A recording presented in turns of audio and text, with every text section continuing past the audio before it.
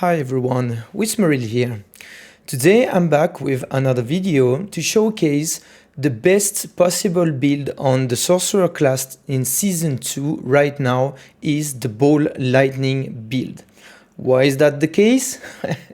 You ask. Well, because the Ball Lightning build is completely bugged. It has two game-breaking bugs that I covered in the previous video. I'm gonna link it at the end of this video. Feel free to have a look, but basically, it's like starting Season 2 with an invisible buff that would tell you you're playing a broken build, therefore here is your multiplicative 1000% free multiplier. You know, it's like having a 1000% damage multiplier on Ball Lightning because it has a few bugs, two of them. One that is increasing your damage by 300%, and the second one that's increasing your damage by 333%, both of them being multiplicative. That's how you reach the 1000% damage buff. This is completely crazy. So this is the build to play in Season 2 if you're gonna play a Sorcerer. And guess what? I have theory crafted the best possible way to build your Sorcerer. It's gonna lead to an interesting contest in how many tens of seconds can you kill Lilith. That's what's gonna happen if you assemble the build this way. So if you already done it, let me know in the comments how many tens of seconds it took you to kill Lilith, because that's where we stand right now with this completely busted build. Now, why do I think this is the best possible way to assemble the Ball Lightning build? Because we're going full force on offense. This build is so busted with this hidden multiplier that it's the only way, the best way to go. Really, we want to do as much damage to kill Lilith as fast as possible. It works. It will work very well for tier 100 nightmare dungeons. It will work very well for speed farming. There's just a few uniques you will swap here and there, but the core of the build is here. First, let's have a look at the Paragon boards. So you can see we are rocking a 7 boards, 7 glyph Paragon board. This is because, once again, we want to maximize damage for the shortest time ever on Lilith killed. So I took the best, so the setup is as follows. You can have two of the best intelligence glyphs. The first one being, of course, Adept, because it has a 9.9% additive damage bonus that scales with intelligence, and we are putting it in the best intelligence board, which is Static Surge. The second intelligence board is the one by default. In all my builds, you will always see me taking, in most of my build, 99%, you will always almost see me taking Enchanter in the starting board because it's the best in slot glyph for that board. It's a 6.6% additive damage that scales with intelligence. The best way to put it is here. Non-physical damage is called Lightning Fire, goes in every build, most of them, and the starter board is a 70 intelligence board, so the second best for intelligence. It's piss poor in willpower with 39, the best ones being at 54, and we have two of them, and it's in the middle for dexterity. The first two are 49, the second one is 44, and then comes the 39 dexterity boards. That's why you will always see this setup with Enchanter here. Now let's have a look at the willpower glyphs. The best boards for willpower are Icefall and Elemental Summoner because they boast a 54 willpower. And the only glyph that we can use really in that build when it comes to willpower will be Imbiber. It gives a 9.9% additive damage scaling with willpower. That's why we want to get it here. And there's nothing else really we want to get in terms of willpower. Frostbite is the next best entry, but it doesn't match in this build. So that's why we want that here. And for the rest, for the next 4 boards, we want dexterity boards. Because there's nothing else in willpower, there's nothing else in intelligence we want to get, and we have 4 glyphs, exactly 4, that will really skyrocket our damage. There is no fifth one. That's why we're going for 7 board with only a few points left over for those rare and magic nodes. If there were only 6 glyphs that we could make use of, the rest of the points would be assigned to rare and magic nodes. So that's the best setup I could come up with. Our 2 best dexterity boards are Ceaseless Conduit and Burning Instinct. Our best glyph is by far the new Destruction glyph.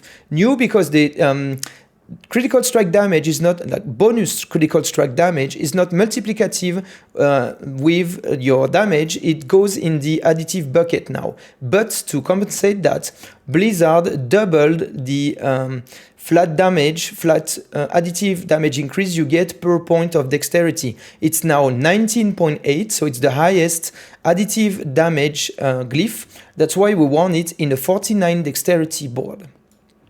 Second to that, we have 2 glyphs, Flame Feeder and Territorial. Both of them are a 9.9% additive damage increase. One being to close target and the second one being to burning target. We do both, but Territorial is slightly better than Flame Feeder, because for Territorial you just need to be in range to proc the damage, while for Flame Feeder you first need to hit to set them ablaze before this buff triggers. That's why Territorial is the second best we're going to want in a 49 dexterity board. That's the reason why we put it here. The third one is Flame Feeder, and the last one will be Exploit. Exploit is a 7.9% and Flame Feeder a 9.9. Both of the next 2 boards are 39 dexterity boards, so you can put one or the other in those 2. So we have Flame Feeder and we have Exploit for 61.8 and 77.2% additive damage that goes in our additive damage bucket. We have a few multipliers, 12% from Destruction, 10% from Exploit, 10% from Flame Feeder, and that's about it. The other ones are nice to have, like you have 20% increased area on Ball Lightning, that's nice to have. It somehow deals more damage, but that's nice to have. Imbiber gives you increased potion healing, that's nice to have. It helps you be healthy, so you benefit from the damage buff, but it's not that game breaking. This one's nice, whereas Territorial, that's damage reduction from close enemy. That's useful, but that's not an offensive buff, offensive multiplier. And this one's a nice to have, but it's not game breaking. You're going to extend your maximum resistance to fire and lightning in that build with 5%. We're gonna exceed anyway the fire, and the lightning will be going up to 70, so that's not game breaking. Anyway, so that's how you make use of all your points when it comes to glyphs and boards. Now you're left over with a few points, and you want to put those points where on the best in slot nodes. The 2 best in slot nodes will be Kindling for damage to burning as well as damage to elites, and Renews for non-physical damage as well as damage to elite. That's the next cluster of points you want to assign, because you can use, both are offensive boosts. You don't want one that's gonna be just one part additive damage and the other one's either defensive or something that you're not gonna use. So the next best place you want to put your points will be here. And then you're only left with a few points that you're going to put in Cinders for additional damage to burning enemies. And the last 2 points, I chose to put them in Galvanic Catalyst for additive damage as lightning. And that's all the points you have in the world, and this is the best setup for pure offensive setup on Ball Lightning. Note that, of course, I'm a perfectionist, so I did things very well. Board number 4 and 5 are always tricky to manage in terms of bonus to the rare node. You can see that we have a 431 willpower out of 430, and on board number 5 we have 524 dexterity out of 520. And this is, of course, without needing to have dexterity or willpower rolls on our gear. I hate to do that. Pardon me. I hate to have to tie your Paragon boards to your gear. It sucks. You don't want to do that. You want to have a perfect assembly of the boards leading you there. We're only not getting the bonus on rare node in board number 6 and 7. Well, 7, there's no rare node anyway. And it doesn't matter because on board number 6, we are not relying on damage to stun to deal our damage. Excuse me, I'm still sick. You don't want to do that because when it comes to boss fighting, i.e. Lilith, only a few builds will want to rely on crowd control enemies, and there's a specific setup where you're going to swap weapons, amulet, and helm in order to stagger the boss as fast as possible, then swap your stuff to deal as much damage as you can during those 10 seconds. We don't want to do that, and anyway, we don't need to do that. That's the good thing with Ball Lightning. On that one, yes, we could use 10% additional lightning resistance, but we're not realistically ever going to have 610 willpower, so we're not going to have that. And here, there is no rare node. So that's how I recommend you set up your Paragon board to maximize the power of that build. Alright, now let's talk about the skill tree. Alright, let's go quickly. So you put 2 points over here because you need to unlock the next, you know the story. And this is our first enchantment because of, you know the story. Once again, burning synergies that allow you to benefit from this multiplier here on critical strike damage against burning enemies. That's the only reason we get that. We get a little bit more out of it because we're running the flame feeder and have a few rare and magic nodes related to burning enemies, but that's about it. It will, like 99% of the builds are gonna use that anyway. We're not running any core skills, so the 4 points are best in slot, getting a 9% damage multiplier on your mastery skills when cast above 50 mana. Well, we're going to cast most our skills above 100 mana because we want to benefit from the 60% additive critical strike chance. So this one's gonna be up all the time, and this one's gonna be up not all the time, but like most of the time. We really have a setup where we want to have 100% crit chance, and we easily achieve that on that build. More on that later. We are running the typical 4 defensive skill setup where you want Flame Shield to give you movement speed that funnels nicely into attack speed in Season 2. And it's gonna act like a health potion, giving you 50% of your missing life. On this setup, you want to have teleport hitting 2 additional enemies with crackling energy because that's a setup that's of course running overflowing energy for the lowest cooldown possible on unstable currents. More on that later. So instead of getting the shimmering teleport in this setup, we're going for mystical teleport. Thanks to the Vampiric Powers, we're able to apply vulnerable on enemies, so that's why we get the mystical ice armor that we usually don't get. We have one available slot for a spell, so the best in slot will be the Frost Nova because it can make enemies vulnerable. But you will see that we have a very solid way to apply vulnerable to enemies, and this one is just nice to have on top of that. Of course, we're getting the glass cannon multiplier. We are very tanky anyway, so the 9% more damage doesn't matter that much, and the 18% is a very good damage multiplier. We want to reset our defensive skills. We have, like I said, 100% chance on critical strike chance, and we do have a good lucky hit chance. Even though the proc rate on Ball Lightning is low, the frequency at which they apply damage and the number of Ball Lightnings you have really makes this elemental attunement node have a very, very good uptime. Next, we're going to the conjuration nodes. We're gonna get mana shield because we're going to spend and recover mana so much that this will be up most of the time, all the time during combat. This is the recovery way of the sorcerer. We do recovery with ice armor and dealing damage, especially to vulnerable enemies. It's going to add a lot of additional barriers to that barrier. That's how we do recovery. And by casting spells, we do have 5 cooldowns. So that's how we're going to suck up damage and recover from the damage from enemies. I'm sorry, this was protection. Yeah, you probably guessed it. We're gonna get lucky hit chance because the only two lucky hit blocks we want to have is running Ball Lightning as an enchantment. On critical strike, which will happen all the time, on lucky hits, there's 1 chance out of 4 that you spawn a static Ball Lightning. All our damage comes from Ball Lightning. This is a lot more damage, and having some lucky hit chance to enhance the very low lucky hit chance proc rate on Ball Lightning is critical to skyrocket our damage to the moon and even beyond on that build. That's why we're getting that here.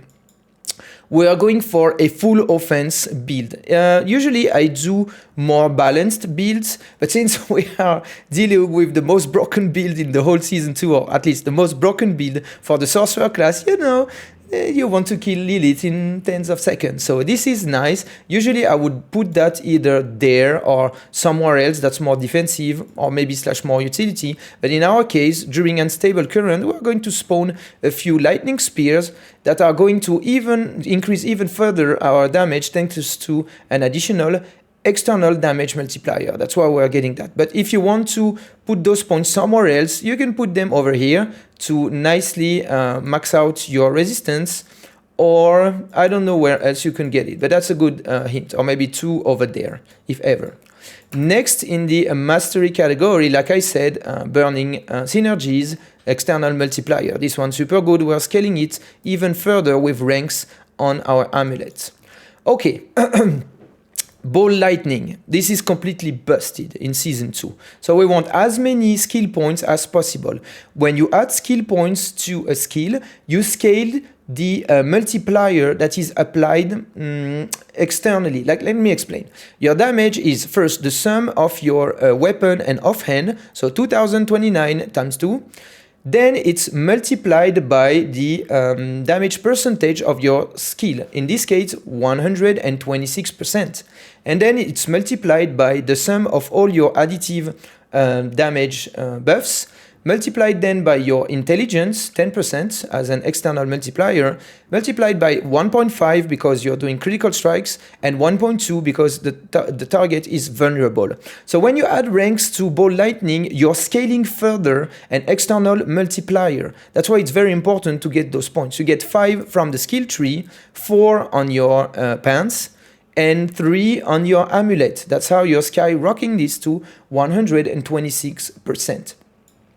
This node here is completely broken. That's one of the things that will multiply your damage by, I don't remember if it's 3 or 3.33, but this is one of the bugs of Season 2. That's one of the reasons why you're doing more damage than intended. This one is also broken. They have changed, they were supposed to change the tooltip, but they changed the damage, and that's the other one is a 3 or 3.33 damage multiplier that you shouldn't be getting. The combination of those two bugs is you have an external legendary power here that says, hey, welcome to Season 2, you're playing Lightning Ball, we are giving you an external 1000% damage multiplier, have fun. So get those two. Over here, they changed it in Season 2. It used to give you only 1 crackling energy. Now it gives you 2, maximum of 2 per cast, if the Ball Lightning is gonna hit 4 times an enemy. Okay, so this is great because it helps us to top off our mana even easier, even faster, because we're getting this invigorating conduit. Whenever we pick up a crackling energy, we regain 12 mana. We really want to be casting our spells between 100 and mana, and our maximum mana is 147. We want to be in that range when we're casting our spells, so that we benefit from 60% additional critical strike chance on top of, if you're maxed out, 50%. Realistically speaking, you won't be maxed out, you will be between 35 and 40. Let's say you're 40, 40 plus 60 equals 100. Congratulations, every single Ball Lightning cast gonna be critical strike hit guaranteed. So that's how we are going to achieve that. And in order to be sure we are topped off in mana, we get 12 mana when we collect crackling energy, multiplied by a few things. Resource generation rolls on our rings and offhand, and also the willpower. Willpower in this build, thanks to the Paragon board, we get 431. That's 12.9% increased resource generation. All those rolls are multiplicative. That's why we want to get as many of them. They are not inverse multiplicative like damage reduction is, so the more you get, the better. In this setup, if you're maxed out, mana generation goes to 66.5%. Therefore, when you pick up Crackling Energy for 12, it's multiplied by 1.665. Congratulations, when you pick up Crackling Energy, you're getting 20 mana, not 12. This will allow you to stay in the sweet Elementalist legendary mana range for guaranteed critical strike damage. We want this sweet 1.5 external damage multiplier, and we do want to get those conditional additive damage buffs, right? So that's why we're getting that and maximizing. We even want more of that because when we have 100% critical strike chance, we do lots of lucky hits because we cast that spell very often and it damages very frequently. Therefore, we're going to spawn a few more Crackling Energy, ensuring we are always within Elementalist range. That's why it's set up like that. Okay, we are running Overflowing Energy because we want the lowest cooldown possible on Unstable Currents and on Teleport also. Where by default, Crackling Energy hits 2 enemies, so that's +1, that's 3, and thanks to Teleport, that's +2, so that's 5. So when you're pushing Nightmare Dungeon, tier 100 Nightmare Dungeon, you will have a very, very low cooldown on Unstable Currents. Against bosses like Lilith, you're only going to hit 1 enemy at a time.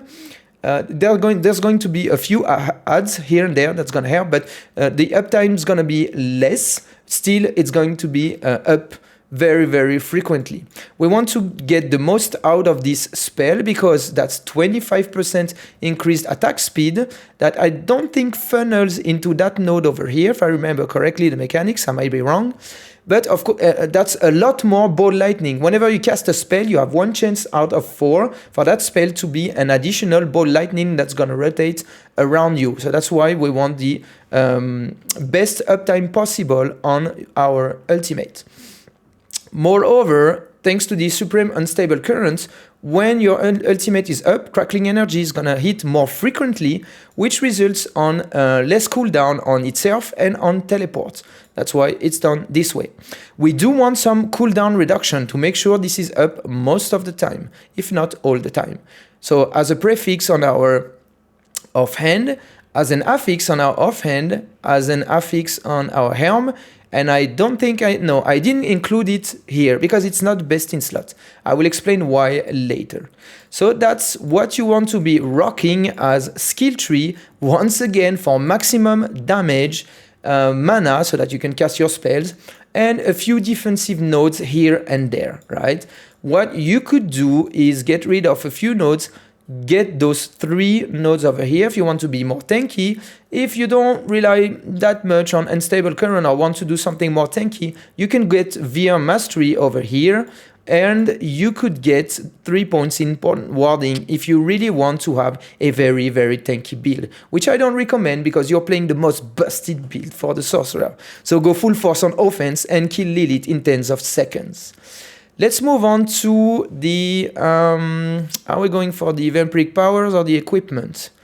I feel frisky, let's go for the Vampiric Powers. Okay, Vampiric Powers. You're running the most busted Vampiric Power in Season 2, which is Ravenous. A percentage of your total movement speed, not just bonus as it used to be in Season 1 and pre-season, funnels into attack speed. When you don't have bonus attack speed, your movement speed, your attack speed will be increased by 40%. If you're going all the way in the cap, that's 200% total movement speed, your attack speed is gonna be 80%. That's a big number, and it funnels into your broken enhanced Ball Lightning. That's why you do need to get this, and it's busted in this setup. So you have base 100% movement speed plus around 50% if you have a maxed out roll on your boots and on your amulets. it translates into 20% additional attack speed. That's why we want a movement speed roll on our amulet and of course over there. When your flame shield is active, that's 25% additional movement speed. See it as an additional 10% attack speed buff. And we don't max out over here, but as a legendary power over here, you could have, when you teleport, you get 30% movement speed. It would max you out on the movement speed and give you the full 80% attack speed buff. But we prefer to get a 40% damage multiplier on Lilith because she's a boss. She's unstoppable, or on the Butcher, because the Butcher is most of the time unstoppable, or on Structures. Those are the three you'll get the most benefits from running this legendary on the boots. Anyway, back to our Vampiric Powers. The second and most important one is this one. When you evade, you become unstoppable. First part is important, for 4 seconds. Enemies along your path take no damage. They take no damage because this damage is physical damage. We are sorcerers. We do non-physical damage, called lightning fire. This one deals no damage. Don't consider that aspects for the damage, you're making a mistake.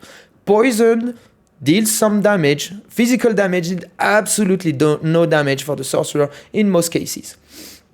When you evade through them, they are inflicted with Vampiric Curse. Vampiric Curse makes enemies vulnerable, so that's another sweet 1.2 external damage multiplier. And this power over here gives us an additional multiplier for 1.16, which is sweet. So you want to get those three powers. Those two synergies are very synergistic with each other, and you want to be rocking boots that as a prefix have attacks reduce evades cooldown by 1.2 seconds. This is very important because you want to have a very good uptime on your evade, because that's one of the ways you're applying vulnerable on enemies. The second being Frost Nova, which has a super high cooldown, right? So you want to get that prefix, and you don't want to be running this setup. The next two, you want to have 20% cooldown reduction on your ultimates. You really want to have that up most of the time. We want the attack speed, we want the 25% chance on cast to have an additional ball lightning rotating around us. So that's why we're getting that here. Last one, you could do a few things. I like to run the infection power. Why? Ball Lightning is a skill that attacks very frequently. That's why its lucky hit chance is so low, because it attacks super fast, super frequently. You're gonna have a million of them rotating around you. So you're really going to zap enemies for like a million times per second. Of course, I'm exaggerating, but you're going to hit them many times per second. Therefore, this one says every time you inflict direct damage, not dot damage, direct damage, 8 times on an enemy, that's an additional 70% damage as poison. We do scale non-physical damage quite well. Poison is non-physical damage. As you can see over here, it's not very far from our lightning damage, which is 262, poison being 227, so that's still pretty good. It's gonna benefit, it can crit, it's gonna benefit from our vulnerable damage multiplier and a few generic multipliers that we are rocking here and there, and a few multipliers and additive damage bonus that we have on our Paragon board. Therefore, its damage scales pretty well. And remember, we want to kill Lilith as fast as possible, or kill things as fast as possible. But this one really shines against single target. That's why we want that here. That's the best setup you could run. If you're, you could run Undying, because this one is really strong. It gives you life recovery. We do recovery with barriers as a sorcerer, but life recovery is something we don't have in our kit, so that's something nice. But really, you want to be rocking that Vampiric power to maximize the power of that broken build. Alright, let's move on to the equipment. Let's start with the rolls. Okay, you can run this setup with piss poor gear. It's not going to be optimized, but it's going to be functional, and the power level of that build is so insane that you're gonna be a happy camper. What are the minimal rolls I would recommend having to assemble that? You want max mana rolls on your rings and on your helm. You want resource generation on your rings. If you can have that on your offhand, that's nice, but realistically, you want to get the highest internal power offhand possible. 920, 921, 20, you know, in that range. Excuse me. So you won't necessarily have the luxury to choose between two offhand and say, hey, I want that affix over that other one. But if you do, you want resource generation on your offhand, because this is tremendously going to improve the amount of mana you're recovering from invigorating conduit. So you want that. This is mandatory. That's the first thing you're looking for, right? Max mana, resource generation. Next, you want mana cost reduction on your boots, your amulet, and once again, if ever you have the luxury to choose, on your offhand. This is necessary. You want the Ball Lightning cost the least amount of mana possible, right? And last but certainly not least, on your gloves, you want a roll that says lucky hit, up to a 5% chance to restore, get the roll as high as possible, up to 21% maximum mana, primary resource. You do want to get that. And if you have that, congratulations, you can assemble the most busted build for the sorcerer. I wouldn't recommend assembling the build if you don't have those rolls. If you do have that, you don't really care about the rest. The build is busted anyway. But you want to have enough mana to be permanently critting and casting your spells, you know, like there was no tomorrow. Once you have that, you want to get critical strike chance on your rings, on your gloves, and if possible, on your offhand. Next, you want to get cooldown reduction on your helm, and if possible, on your offhand. And finally, you want lucky hit chance on your rings, gloves, and helm. This is the order in which I would recommend getting those offensive affixes. You want the build to be running smoothly, so you want mana stuff. Then you want the build to produce its things well, to have like a good chance to, excuse me, produce crackling energy and produce additional static ball lightning, right? And on to defense. Defense, it's mostly done on your chest armor and pants. You want damage reduction in that order from distant, close, and burning, because those are the highest rolls you can get. Then you want to get total armor, because this one is pretty nice for physical damage, i.e. the damage from normal attacks of monsters. Same here, except that instead of armor, you want to get ranks to ball lightning.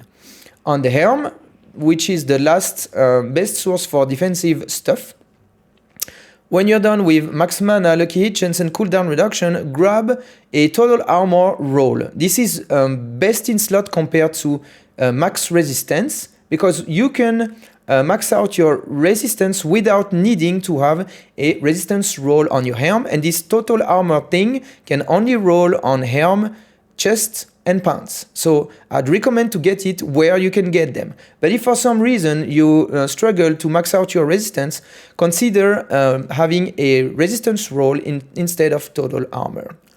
Resistance, we do want to get them on boots. So like I said, you're looking first for mana cost reduction and movement speed on boots that have attacks reduce evades cooldown prefix. Very important.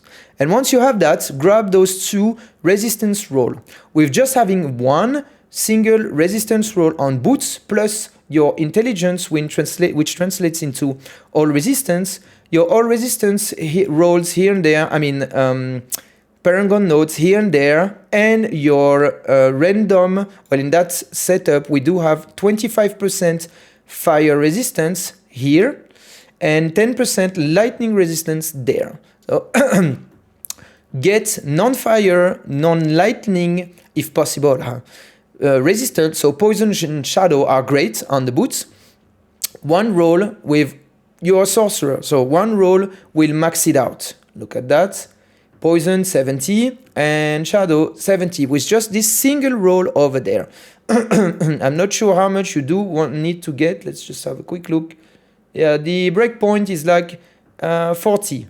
You want to get 40 out of 60 and you're maxed out. So that's how it works.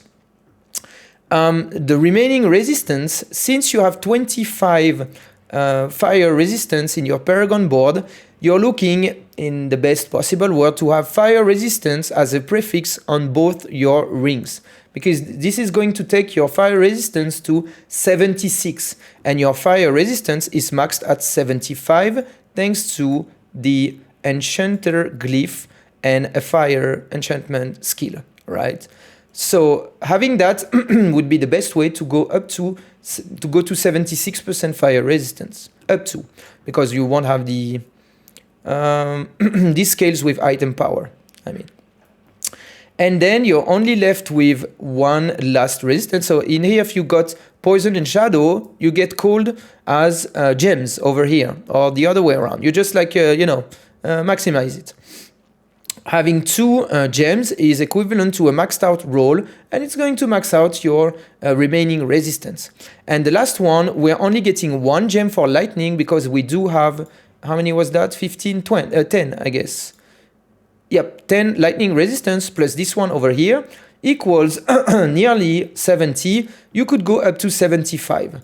If ever you were running this, everything will be maxed out and you would have an additional, what is that? 3, well, whatever. You would extend your lightning, cold and fire maximum resistance by a little bit, but you get the spirit, right? You get the best in slot rolls for damage reduction, best in slot rolls for armor, best in slot rolls and gems for resistance, and you have a super tanky character. It could only get better if you would choose Veer's Mastery over Overflowing Energy for hardcore, I'm talking. And Electrocution get 4 points, 3 here, 1 here, and 3 points in Important Warding, and you really have a maxed out tanky character. But we're not here to do that, are we? We're here to kill the out of Lilith as fast as possible. Right, so I think we covered all the rows. For your weapon, we want a wand because we want the lucky hit chance. It's pretty close between wand and dagger because dagger has additive 30% damage to close enemies, but it's going to be diluted in not a million, but like I think you're between 750 and 1000% in your additive bucket. So what's 30% there really? Not much, but it is something. 15% lucky hit chance on a spell that has such a low lucky hit chance is not a lot, but it's something also. So, long story short, get your best weapon. I would tend to use a wand, but if you get a dagger, that's perfectly fine. You're going to want the highest internal power level, so 920, 21, 22, 25, etc. And you won't really have the choice unless you've been playing a lot between affixes. But if you do, this is what I recommend. Intelligence, because you're scaling an external multiplier. So this one is how you get the most, what do you say, guys? Bangs for your bucks? Bang for your bucks? Something like that. I'm not a native English speaker. You could tell by the accent, right? And in the next in order would be damage to close. It has the highest roll, and you're doing close damage anyway. And those crit strike damage are additive because they are bonus. It was changed in Season 2, and those are the next highest rolls you could get on a weapon. For gem, obviously, we have good means to put them vulnerable. We're not crowd controlling them, so we want the emerald, the green one. You want rubies, of course, in your armory because it's a multiplier to your base health value. I'm not getting any more max health rolls on my gear because it is not multiplied by your rubies and your various Paragon nodes, such as this one. So it's not best in slot anymore. I prefer a lower pool, but higher defenses, like higher armor, higher resistance. So you don't need, it's a lot easier to be healthy for Imbiber Glyph. It's a lot better to get the most out of your plus 30% increased potion healing. And you're just like, you don't have, you have a smaller health pool, but you're more, how can I put that? Tankier, you know what I mean? Like, and your shields are going to benefit from that a lot. They're not going to scale from your max health pool so much, but when you have a shield, it's going to be stronger because it's going to have more armor, more resistance. So that's the setup I prefer. Best in slots everywhere. Let's talk about legendary powers. There's only one that you do really need to assemble this build. It's this one, Gravitational. It's not part of the codex, so you do have to loot it.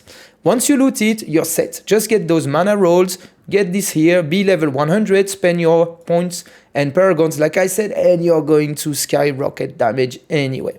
But on top of that, we want to get the best multipliers for damage. We want to be at 100% critical strike chance when we fire our mastery skills because of this 1.5 external multiplier, and then we want to get the best external multipliers. We have good means to put enemies vulnerable. We, most of the time, if not all the time, have a barrier. So external 30% damage multiplier, 25%. Our mana is pretty good, so this one is best in slot for a 1.2 when your mana is full damage multiplier. The last one, you will think I'm trolling you because I'm running the inner calm. Calm down, let me explain. You're going to rock unique items anyway, so the first one you're going to get rid of is this one. Now, why do I think that when you don't have any uniques, this one is best in slot? Alright, let's get back over here. So the way this works, you stand still. After, I think it's 4 seconds, because it takes 1 second to first trigger this buff, and then 3 seconds to put it to 30%. So you've spent 4 seconds not moving, not fun, huh? But then, what you do, if you move, you're gonna break the buff. But if you teleport or evade, you're not gonna break the buff. Your melee build. Let's say you're fighting Lilith. You're on melee range and casting your Ball Lightning like there's no tomorrow. This one is charging.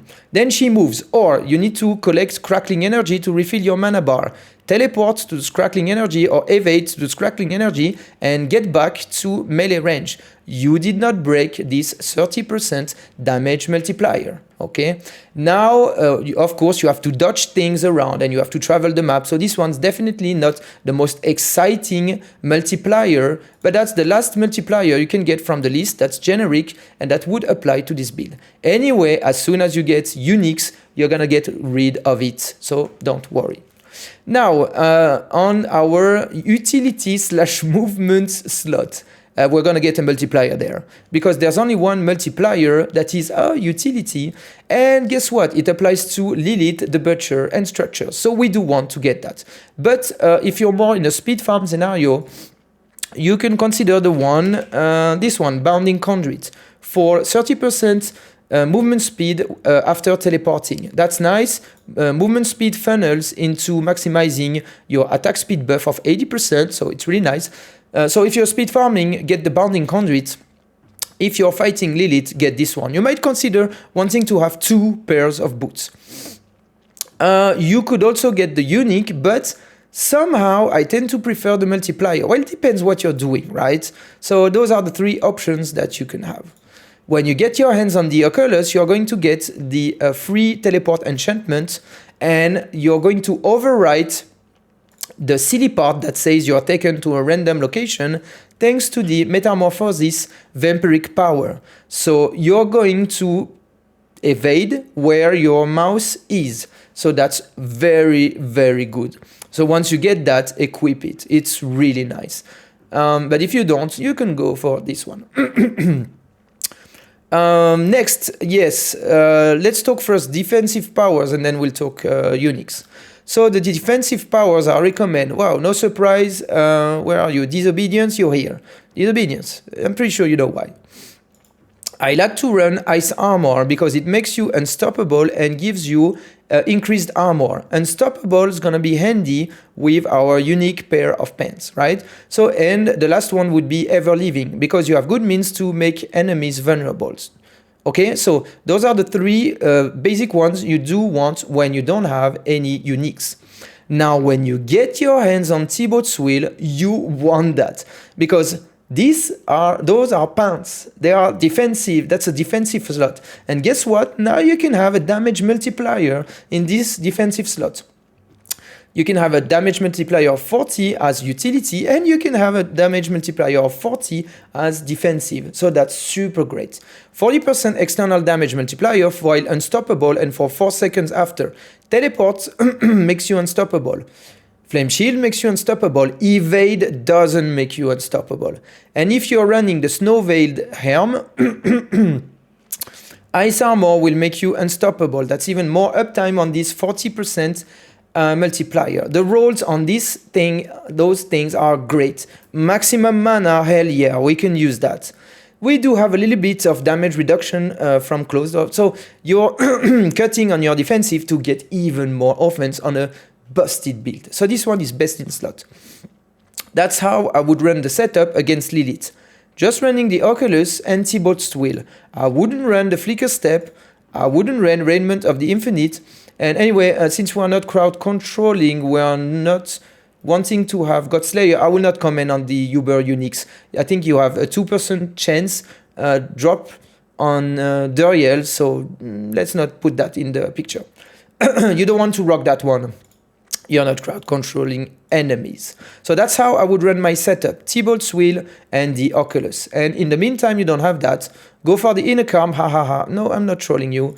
And go for Ever Living. That's how I would run the setup. I think we did cover everything. And yeah, this one's gonna even give you resource. Like this one is really, really good. Unstoppable, you have 3 means to get that. You get mana and a multiplier. Ice Armor lasts 6 seconds plus 4 seconds. So when you press Ice Armor, that's a 40% damage multiplier for 10 seconds. And you can even reset sometimes your Ice Armor with Elemental Attunement. This is very, very good pair of pants. You only get that from Duriel. Good news is it's not Uber unique. So it's not a 2% chance to get those, it's a lot more. Right, so that's the setup. I think I did cover everything. For Hardcore, I told you where to spend points if you really want more toughness, and you could change Ball Lightning to Flame Shield Enchantment. If you're doing Hardcore, your Paragon board could be different, but honestly I don't want to dive into that. Just change that and still keep this busted build. That's what I would recommend if you're running Hardcore. This video here is only the setup, like what I recommend you to assemble. The gameplay is coming in the next video. This video is already too long. Sorry guys, it's long, but you know, I like to explain things. My bad, I'm sorry. But at least you have all the questions why I'm doing this and why I'm doing that. Enjoy, friends, because this is the most busted build on Season 2. Is not gonna get nerfed until Season 3. You can play that the whole season. Lilith is free this season. Bang her, I mean take her down. I'll see you guys in the next video. Stay safe, have fun.